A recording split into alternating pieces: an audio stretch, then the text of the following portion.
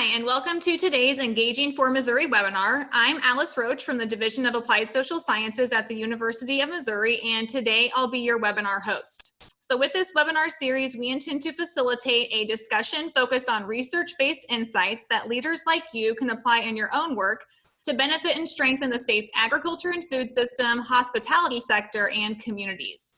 So today we have Dr. Seth Meyer joining us to present about how the Phase 1 agreement with China may affect the outlook for U.S. agricultural commodities. Before I invite Dr. Meyer to begin, I want to share a few housekeeping notes. First, we'll close today's webinar with a question and answer session. Those of you who connected to today's webinar via your computer, you can submit your questions in the chat screen. To open the chat, just click the chat button in the menu at the bottom of your screen. If you joined by phone, then you can email me your questions at roacham@missouri.edu. Second, all attendees are muted and may not start their video. Third, if you encounter any technical difficulties, then please let me know by submitting a comment in the chat screen, or you can also email me at roacham@missouri.edu.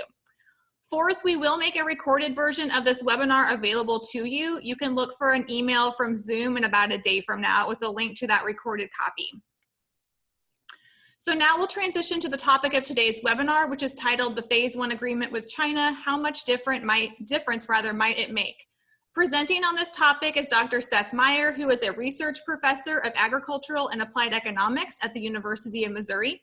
And Seth is also the associate director of MU's Food and Agricultural Policy Research Institute.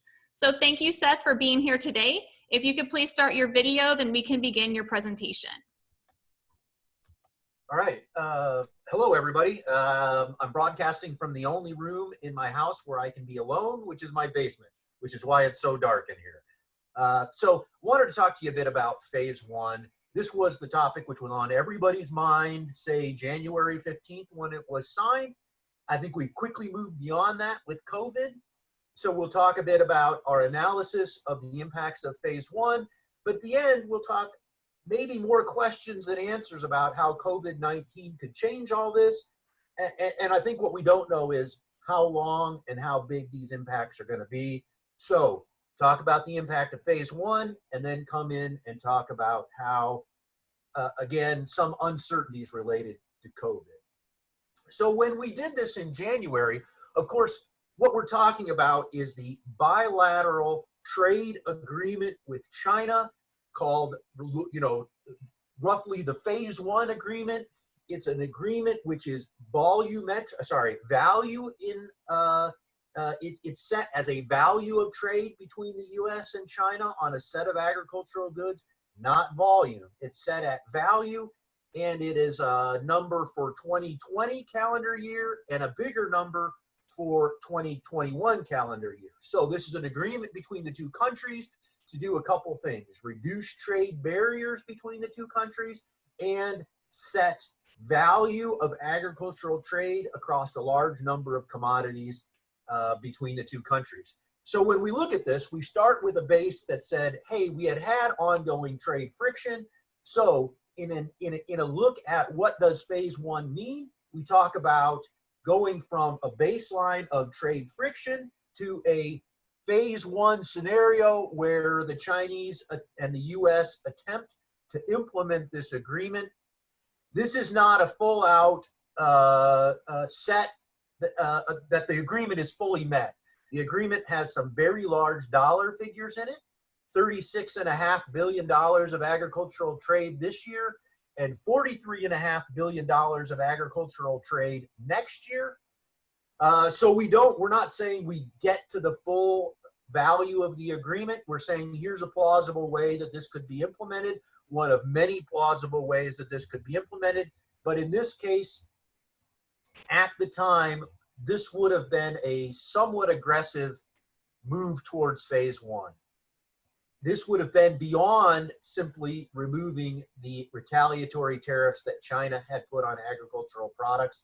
It goes beyond that by saying either these removal of non-tariff barriers or actions by state-owned enterprises do more than just removal of tariffs. So when we talk about this, there's some naturals here. There are some natural implications that may be pretty straightforward, in that things like soybean prices improve based upon implementation of the phase 1 scenario. And those of you who may not be familiar with what kind of agricultural products we send to China, the whole agreement is based upon a 2017 trade year as its base. So the agreement itself looks at 2017 and says, we'll build on that. In 2017, soybeans was a significant part of the value of agricultural trade agricultural trade we made with China. And in any way that we're going to approach making we would make the agreement, the new volumes, beans would have to be a big part of that. Soybeans would have to be a major contributor to trade under phase 1. Now, as you all know, and we'll talk about this, it isn't when you hear the number floated around about $40 billion in agricultural trade, that doesn't mean that U.S. agricultural trade goes up by $40 billion or that the Chinese import $40 billion more of agricultural products. Of course, when we send some product to China, we're naturally going to lose some other markets as our prices rise. And that's one of the important elements of this, which is what are gains in global trade from China's actions and what are gains in U.S. trade from China's actions. Okay, so in this case, we see soybeans rise. And there is a change, obviously, in the area mix under the phase 1 analysis, because some commodities rise in price more than others. In this case, we would gain a little bit of soybean area as it responds to price, and we would lose some other crop area. But as I was talking to you, it doesn't necessarily, this increased trade, bilateral trade with China, doesn't necessarily translate into gains in U.S. trade in total for specific commodities. So here we assumed in January that we would send a fair amount of additional beans this marketing year to China, and then that would expand into the next year, and we would say as the agreement remains in place, you would continue to send a greater amount of beans to China than we would under a situation where we had continued trade friction. So this is comparing trade friction to trade with China, and it says we're going to send them about 1 billion bushels more of soybeans under phase 1. But notice that U.S. exports don't change all that much. And as a matter of fact, we assume China's imports of beans change very little. So this is, again, under this scenario, you would say there's largely a shuffling of trade between origins that are being sent to China. China being something on the order of 60% of global trade in soybeans, global import in soybeans.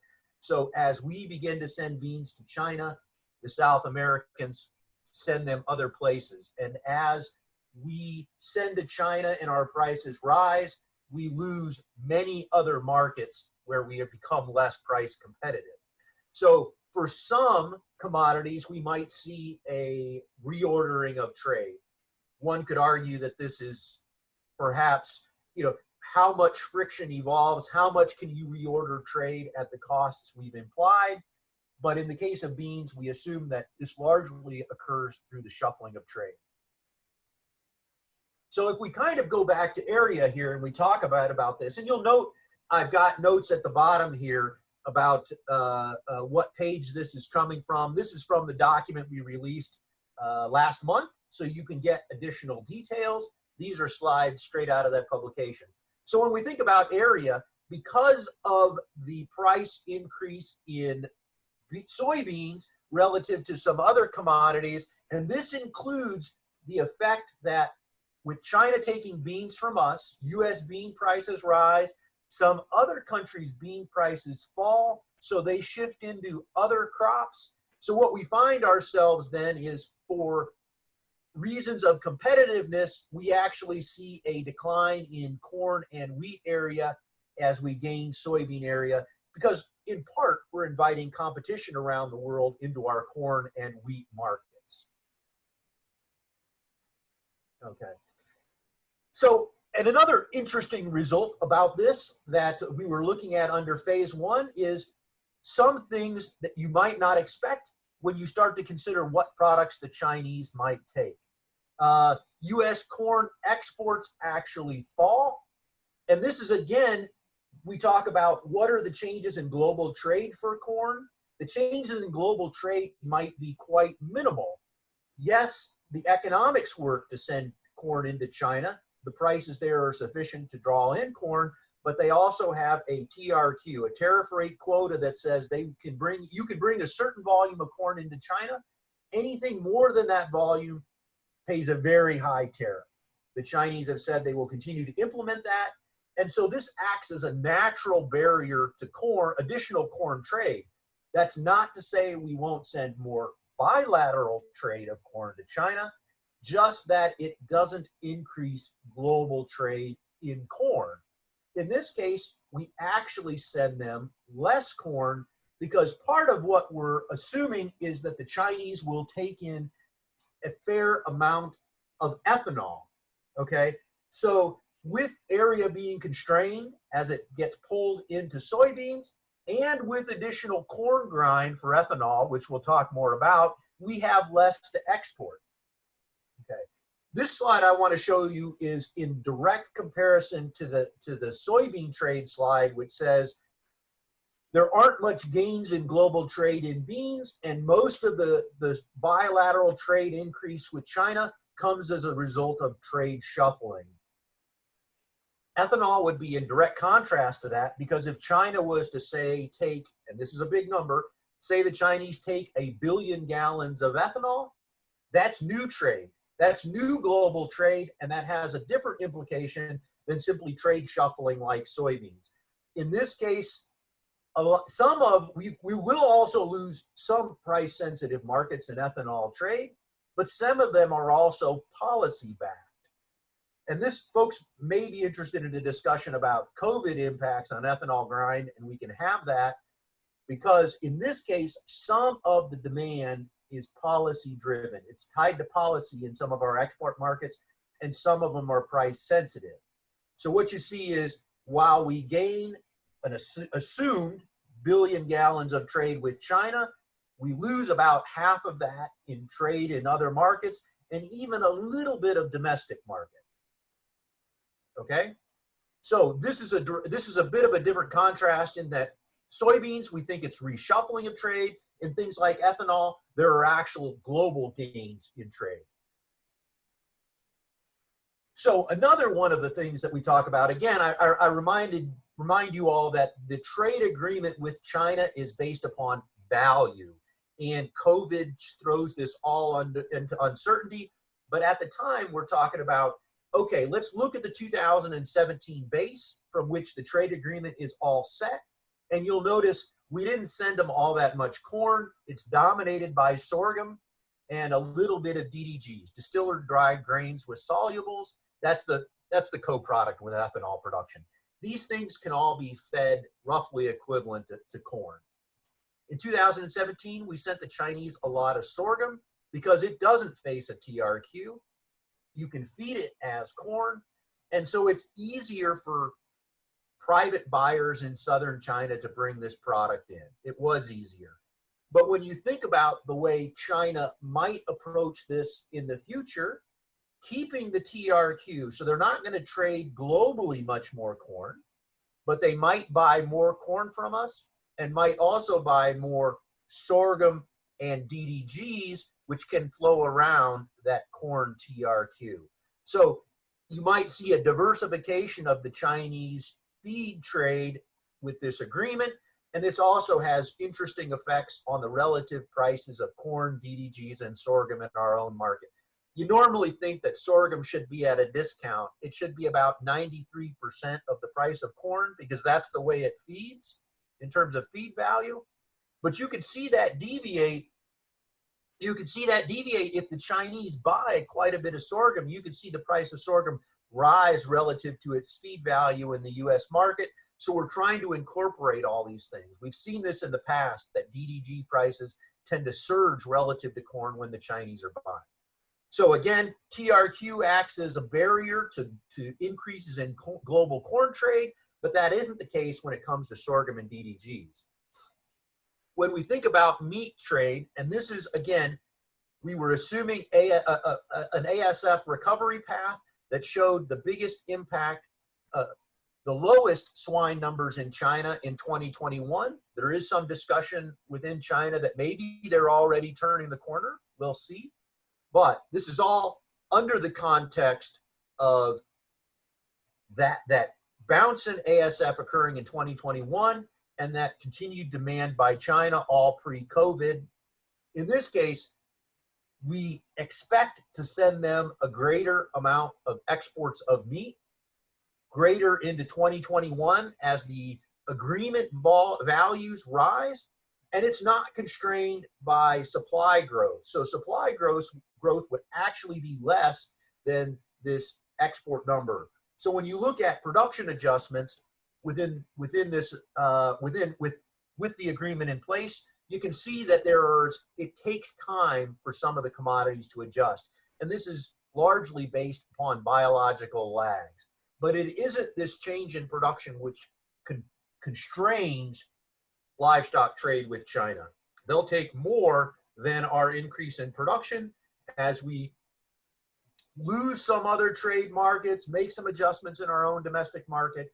We expect to send them additional livestock and meats. And it adjusts over time, obviously with beef taking the longest time with the longest biological lag to adjust. And when you look at some things, price isn't the whole story here. When we talk about the increase in all milk prices under a phase 1 scenario, you talk about, oh, milk prices are higher, therefore dairy producers are doing better. But remember, feed prices are also increasing at this time, and that really does eat into the receipt gains on the milk side. Another assumption that we have to make is that if the Chinese were to take these large volume of products, they also have in the past taken the policy of controlling prices within their own market. If they were to take these large volumes of product, it is conceivable they won't simply dump that into the domestic market and push prices down. For some commodities which are storable, they may take volumes of these products and put them into stocks, making some adjustments to the domestic market, working on expanding demand, and then slowly expand domestic demand so they don't continue to stock. China has a huge system of stocking for specific grains. You know, a couple million metric tons, even tens of million metric tons would be a drop in the bucket of what we expect that they actually have in terms of storage capacity for things like wheat, rice, corn, even soybeans. So this is a policy assumption that China would take in these additional products, perhaps store more of them early on and transition that to demand longer run.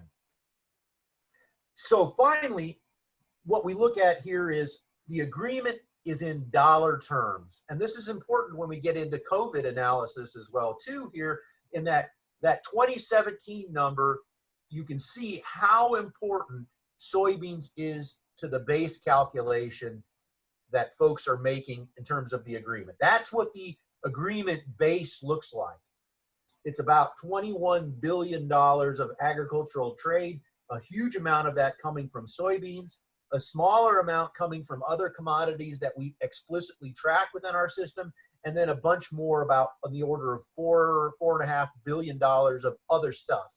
And by other stuff, this is things like chicken feed, hides, aquaculture products. We do try to incorporate things like chicken feed and hides into the value of the animal when we're calculating producer receipts, but we don't track the volume and value of chicken feed and hides going to China. So you can see how much it fell in 2018, how in 2019 it rose a little bit as discussions were going on. The Chinese made what they called some good faith purchases of soybeans. And now as we go forward, this is our implementation of both soybeans, other modeled commodities, but it would still leave a gap under this version of a phase 1 implementation of about $10 billion. Now you could say they could be more aggressive on the products we covered. They could be more aggressive on the commodities we don't model, including fruits, vegetables, nuts, aquaculture, chicken feed, and that would get them closer to the target as well. So in this, we're saying to get to this volume of trade, it would still be difficult to have gotten to the agreement, even more so from what we've seen since January when we started this process. And it's going to take more than simply removing the retaliatory tariffs. It's going to take action either to reduce trade barriers or to put in place some actions by state-owned enterprises. And state-owned enterprises took a bigger share of the trade in beans in 2019, so they can do it, and they have done it in the past. So again, this is going to all be blown out of the water, I expect, by what we're talking about from COVID-19 impacts. But these are changes in net farm income. So you can see increases in crop receipts and livestock receipts as a result of Chinese trade. These are receipts, not returns. So when you think about those livestock receipts, remember they're going to be paying for a larger feed bill to feed those animals. Government payments falling as a little bit higher commodity prices don't trigger outlays by the governments for some commodity programs. And then you get a net farm increase of a little over $7 billion. And we've made some adjustment here for things we don't explicitly track, like fruits and vegetables. So again, making an assumption that phase one for 2021 net farm income would rise by about $7 billion. Okay. So that's where we were at from phase one, but let's talk a little bit about what's occurred since then.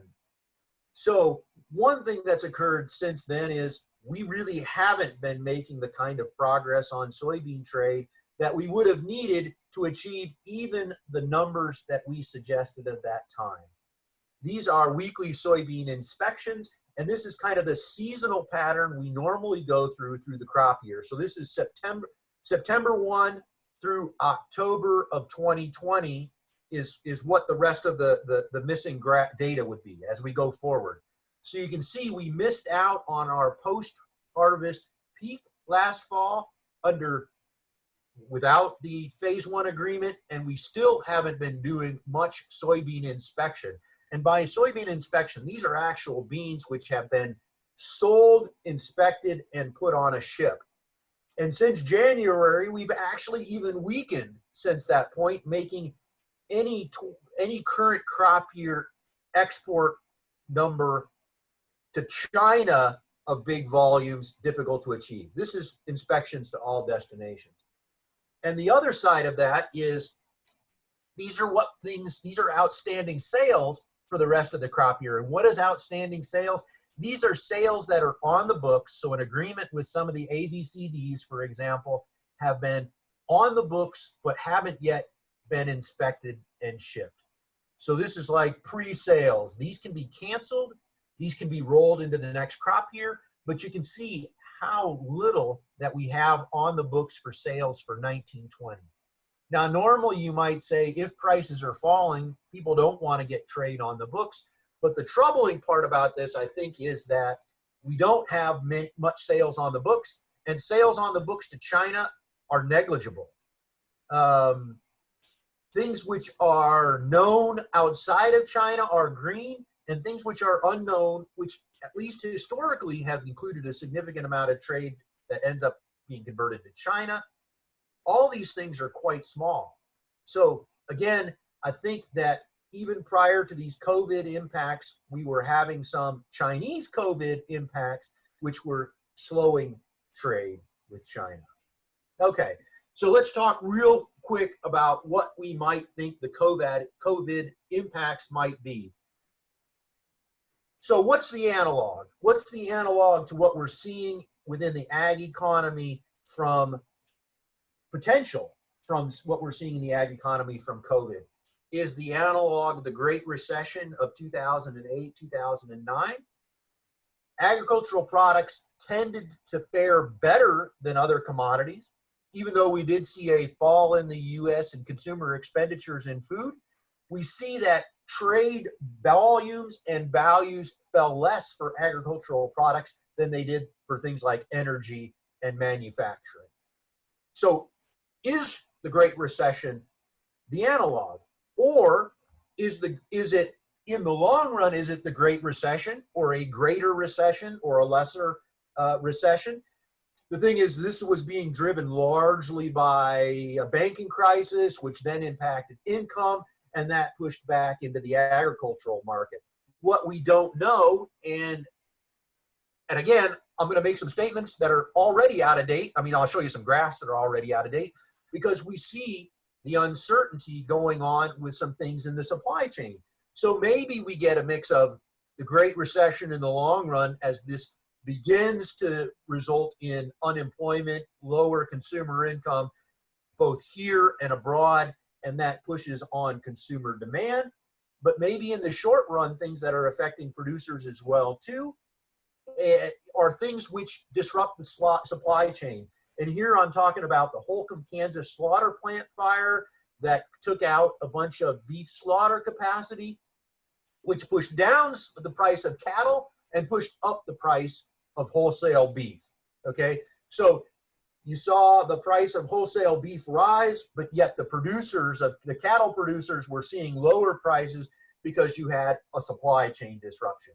So these tend to be shorter in nature, but are we seeing some of these things now? And it probably depends on the commodity. For some things that are dependent on labor for processing, maybe you see some short-run supply effects, or maybe if your product was headed to the restaurant supply chain, maybe you see some pretty big disruptions as those folks are not taking anything down. Okay, here is an example of what's maybe already out of date given yesterday's limit up moves, but the kinds of things that the market is struggling with. So on the leftmost part is the cutout value. What that is it adds up the value of the meat coming from a carcass, and it says, what's the implied value of the carcass in terms of wholesale meat value? Okay, and you can see also, I've included one specific cut, which is chuck. What is this? This is the stuff that can be diverted into the hamburger market, and you can see chuck being one of the cuts pushing wholesale meat values higher. So consumer demand, and in consumer demand particularly for cut, has made wholesale beef prices jump. There are anecdotal stories about everybody putting 50 pounds of ground beef into their freezer, and you can see that reflected in the wholesale meat price. But at the same time, what you're seeing is a falling live steer price. Now we've seen a rebound, and this is cash. So this is spot cash. So this is today's cash value of that cattle. We've seen it bounce back yesterday and in the last couple of days. But I think this reflects what folks don't know about the supply chain. So we've seen steer prices fall, but we've also seen steer loads jump. We've got a lot of cattle trying to move through a system where where supplies of cattle is closer to slaughter capacity. And then you look out there and you say, okay, we're just going to look out a few weeks at the live cattle futures, which is on the right. And I tried to make the cash cattle and the futures cattle graphs roughly line up. So you can see that futures cattle had fallen much more sharply than had live cattle. And that's only a couple weeks out further. And I think even a couple of weeks in this current market is a lot of uncertainty. Now, I know some folks out there might say, okay, these things will converge. They'll converge in a couple of weeks as that uncertainty is squeezed out of the market. If we don't have big shutdowns in slaughter facilities, maybe it's futures that rises to cash. If we have, but the market doesn't know. The market doesn't like uncertainty, so it's saying there's a risk, and that's going to show up in the futures market. You get some COVID outbreak amongst a slaughter plant, and that slaughter plant shuts down. That reduces slaughter capacity, and that's going to push down producers' price for live cattle in the cash market. And so each commodity will face a different supply chain disruption. Some of the supply chain disruptions might be quite modest. If you were supplying product to the restaurant chain exclusively, so if you're a wholesaler of fruit and vegetables, and a lot of your customers are restaurants, maybe that supply chain disruption is much larger, and so producers who supply that chain may see different impacts. We don't know. It depends on how long this lasts and how long it goes. And to kind of make that point about it may also depend on where your product ends up. Here is a rough estimate from some folks at USMEF that talks about where does pork end up versus where does beef end up, okay? So it may also depend on where your product ends up on how big your impacts are. If you're more dependent on food service, so if people tend to eat beef when they go out to a restaurant and maybe they get prime beef, they go out and they get a steak, that's prime. Maybe that also affects the cutout value for beef as well in different ways. Maybe it's the cuts within beef, or maybe it's the relative impact of cattle prices relative to pork based upon dependence on export markets, retail, and food service outlets. At the same time, what we don't know is how do consumers respond to being locked up at home? Are you all eating more meat, less meat? Spending, you can't go out to a movie, so are you getting good steaks? All of these things remain uncertain into how consumers respond, and maybe which commodities in the short run get bigger disruptions. So talking to you a bit about phase one and all the reasons why we're unsure how this will affect the ag sector in the short run, I think we can probably agree that if this continues on and isn't solved in the short run, and by short run I mean next few days, that this continues to weigh on agricultural prices, and we'll see a notable impact on farm income. Great, Seth. Thanks for presenting. I know we're going over on time just a bit, so let's just answer a couple of quick questions that the audience submitted. The first is, Seth, if you could go back to the slide that was the previous slide to the net farm income impacts from the trade deal. Willie Myers asked, what happens to the non-modeled commodities in the projection period? The yellow part disappeared for 2020 and 2021. Right, so we don't cover those commodities, so we're not making a projection of, we don't feel like, since we're not modeling the quantities there, for us it is more important to say, of the trade agreement of about, so we're looking at the trade agreement, we're saying, we think that the modeled commodities will be on the order of $22 billion in 2020 and $28 billion in 2021. That still leaves a gap, and we can get into the FOB and CIF values of this, but it still leaves a gap of about 10 billion in trade. So those non-commodity models would contribute towards towards closing that 10 billion gap. And it is a way to say, hey, we're not modeling these. And we're also not saying you can't get to the trade agreement. We're saying under this implementation, you still got a huge gap to close, and it's either going to need to come through additional trade in the commodities we modeled or a disproportionate increase in other stuff, which seems unlikely. So you can make your own percent adjustment on non-modeled commodities and say, how close to the trade agreement do you think they're going to get? We aren't targeting the trade agreement saying, hey, we're going to fully implement 36.5 billion and then 43.5 billion. We're not doing that. Okay. And then another question was regarding MFP. So I'm going to take a slightly different spin on it. USDA has submitted messaging basically that says that farmers shouldn't expect MFP payments this year, but that hasn't completely ruled it out. It doesn't sound like either. So is there some sort of point in time that USDA is looking at as if that we don't have a trade deal implemented by that certain date that MFP payments may be possible? So I'm gonna say that, and I hope Pat doesn't wince when I do this. So this is me alone. This isn't FAPRI. I think that COVID impacts have overtaken this. I think that while we will get an MFP style payment, considering they put $20 billion into topping up the CCC and other money floating around on the order of $30 billion, maybe it's not called MFP. And maybe it's not directed in the same way. I think you can see money flow. I think the trick here is, I don't think it's going to be based upon trade. I think it's going to be it may be partially based upon trade, but I also think that it's going to be more difficult given the secretary's authority and where the money comes from. because these aren't going to be impacts in the short run, which are just producer impacts in terms of supplying their products. It's also going to be processor impacts. I mean, you think about some instances where if you give money to the producer of a certain commodity and yet the wholesaler or processor is having extreme difficulty and goes out of business, those producers don't have a place to send that product. I mean, I think this is becoming more difficult in how you target this money. It's a different story than MFP. So maybe it's called MFP, maybe it's called something else. I think you're going to quickly see some folks trying to do some analysis and try to say, how are we going to provide some COVID support? There's a lot of money there, so it's going to flow. It's just how it flows is rather tricky now. Sure.